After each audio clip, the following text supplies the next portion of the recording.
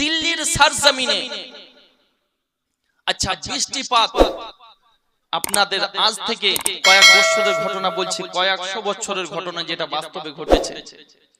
দিল্লির বুকে বৃষ্টি হচ্ছিল না, যেটা ঘটে যাওয়া ঘটনা অলৌকিক। তো বৃষ্টিপাত না হলে নামাজ পড়তে হয় কি নামাজ?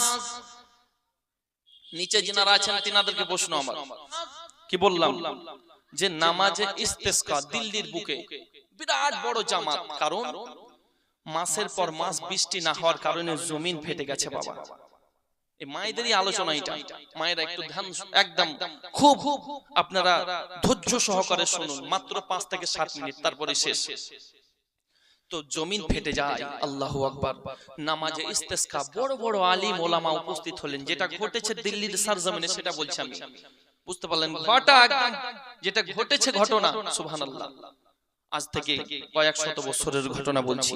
ব্রাদার, একবার জামাত হলো নামাজে ইস্তেসকা। অনেক মাঠে ময়দানে বৃষ্টি না হলে নামাজ পড়ে না হয়, দেখবেন ধান আমাদের দিকে 2 বছর আগের হলো যেরকম ধান বৃষ্টি হচ্ছিল না, তাই তো নামাজ হয়েছিল। তো নামাজে ইস্তেসকা একবার পড়লেন অনেক আলিম ওলামা, আল্লাহর দরবারে দোয়া করে, ওগো মালিক ও মাওলা, আমরা যে উদ্দেশ্যে নামাজ পড়লাম বৃষ্টিপাতের জন্য, মালিক তুমি তোমার রহমতের বৃষ্টি তুমি বর্ষণ করে দাও। আয় আল্লাহ, দয়া করে মেহেরবানি করে তোমার নিকটে একটাই আবেদন দোয়া করি গো মালিক, দয়া করে আমাদের মনের তামান্না কবুল করে নাও। আব্বার আমার একবার নামাজ হলো বৃষ্টিপাত হলো না, দ্বিতীয়বার জামাত হলো বৃষ্টিপাত হলো না, তৃতীয়বার জামাত হলো বৃষ্টিপাত হলো না, সকলেই পেরেশান। হাজার হাজার আলিম ওলামারা নামাজ পড়ার পরে দোয়া করলো, বৃষ্টিপাত হয় না। সেই মুহূর্তে একটা 5 বছরের সন্তান, 5 বছরের ছেলে দৌড়াতে দৌড়াতে আসার পরে বলতে আছেন, ও मौलाना लोगों, आप लोग जितना नमाज पढ़ना है पढ़ लीजिए, लेकिन बारिश नहीं होगी। আপনারা যত নামাজ পড়ার পড়ে নিন, কিন্তু পানি বর্ষণ হবে না, বৃষ্টিপাত হবে না। যতই নামাজ পড়ার পড়তে থাকুন, পড়ে নিন, পানি বর্ষণ হবে না, বৃষ্টিপাত হবে না। এই কথা যখন বলা, আপনার আমার মতো মানুষ হলে মারতাম থাবড়। আপনি মসজিদ থেকে যদি বের হন, একটা বাচ্চা যদি বলে, 5 বছরের ছেলে, চাচা নামাজ পড়লেন? হ্যাঁ। চাচা আপনার নামাজ হয়নি? নামাজ হয়নি আমার, বেয়াদবি চলো বলতেন কি বলতেন না? আব্বাজি ও ভাই জানেরা, আমাদের মতো এত কমজোরি ছিলেন না, সেই জামানার বড় বড় আলিমে দিন ছিলেন। বলতে আছেন, বেটা ইধার আ যাও, कौन सा काम है जिस काम करने से बारिश होगी। मोहब्बत के साथ बोलो सुभान अल्लाह। ও বেটা বলে দাও, কি কর্ম করলে, কি এমন কাজ করলে পানি বর্ষণ হবে, বৃষ্টিপাত হবে গো বেটা, এমন একটি কর্ম বলে দাও। ওই বাচ্চা বলতে আছেন, মুঝে 5 মিনিট টাইম দে দিজিয়ে, আমাকে 5 মিনিট সময় দিজিয়ে। ওগো মাওলানা লোগো, আপনারা আমাকে 5 মিনিট সময় দেন, আমি ঘর যাব আর আসবো, বাড়ি যাব আর আসবো। বলতে আছেন, ঠিক আছে। ঘন্টার পর ঘন্টা আমরা নামাজে অতিবাহিত করলাম, আর মাত্র 5 মিনিট সময় চাই। যাও বেটা, তোমরা চলে যাও। সাথে সাথে ওই বাচ্চা 5 বছরের সন্তানটি দৌড়াতে দৌড়াতে বাড়ির মধ্যে প্রবেশ করার পরে তিনার মা জননী যে ঘরে তিনি নামাজ আদায় করতেন, সেই ঘরে প্রবেশ করেন। আরো জোরে বলুন সুবহানাল্লাহ। 5 বছরের সন্তান, আপন মা যেই ঘরের মধ্যে নামাজ পড়ে, সেই ঘরের মধ্যে প্রবেশ করেন।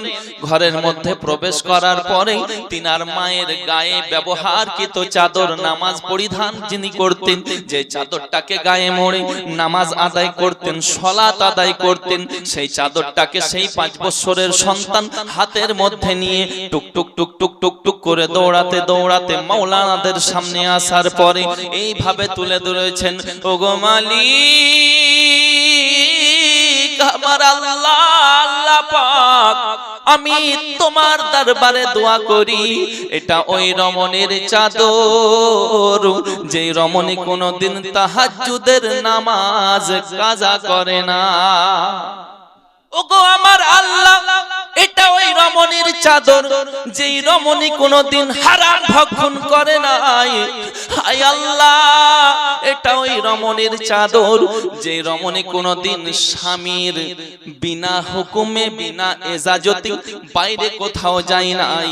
এইভাবেই যখন দোয়া করতে আছেন, সন্তান বলতে আছেন, ওগো মালিক, এটা ওই রমণীর চাদর যেই রমণী কোনদিন তাহাজ্জুদের নামাজ কাজা করে নাই।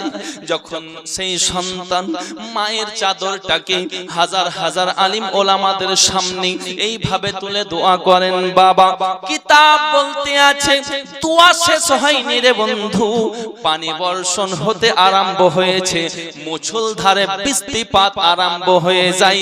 আরো জোরে বলুন না সুবহানাল্লাহ। দোয়া শেষ হয়নি, দিল্লির সরজমিনে এত বৃষ্টিপাত, সুবহানাল্লাহ, এত বৃষ্টিপাত হয়েছে। আল্লাহু আকবার কবীরা। কথার উদ্দেশ্য, বলার উদ্দেশ্য, সেই বাচ্চা সন্তানটি যিনি ছিলেন 5 বছরের শিশু, তিনি অন্য কেউ ছিলেন না, তিনি ছিলেন জিনার মাজার আমরা জিয়ারতের উদ্দেশ্যে যাই, হুজুর নিজামউদ্দিন আউলিয়া তিনি ছিলেন। জোরে বলেন।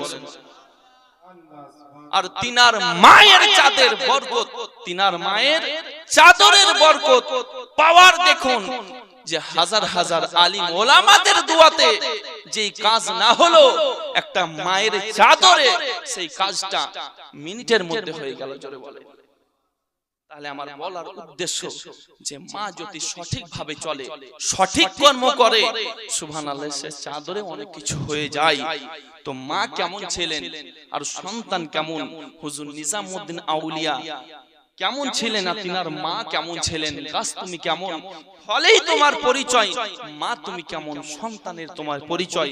সন্তানকে যদি সঠিকভাবে কালচার দেন, আজকে বুকে হাত দিয়ে বলুন তো, ছেলেকে 1 ঘন্টা মোবাইল দেন সকলে, হুজুর দি 1 ঘন্টা গেম খেলে, হ্যাঁ হুজুর দি 1 ঘন্টা কার্টুন দেখে, হুজুর দি, ঠিক আছে, সারা দিনের মধ্যে 24 ঘন্টার মধ্যে 1 ঘন্টা 2 ঘন্টা ছেলে মোবাইল ব্যবহার করে। কেউ বুকে হাত রেখে বলতে পারবেন যে 1 ঘন্টা হুজুর আমি ইসলামিক কালচার দিই আমার সন্তানকে, ইসলামিক শিক্ষা দিই? বলতে পারবেন না। আফসোস, কারণ সময় তো দিই না। ছেলে তো ভয়ঙ্কর হবে বাবা, ছেলেকে সময় দিতে হবে। মাকে বলবো, মা, বাবা যদি না থাকে আপনি তো আছেন, মা সন্তানকে কাছে বসিয়ে আস্তে আস্তে যেরকম ভাবে তাকে তৈরি করবেন, সুবহানাল্লাহ, সেই সন্তান আগামীতে আপনার জন্যই বুক ভরা ভালোবাসা নিয়ে আপনাকে মা বলে জড়িয়ে ধরবে, মা বলে ডাকবে, মা বলে ভালোবাসা দিবে।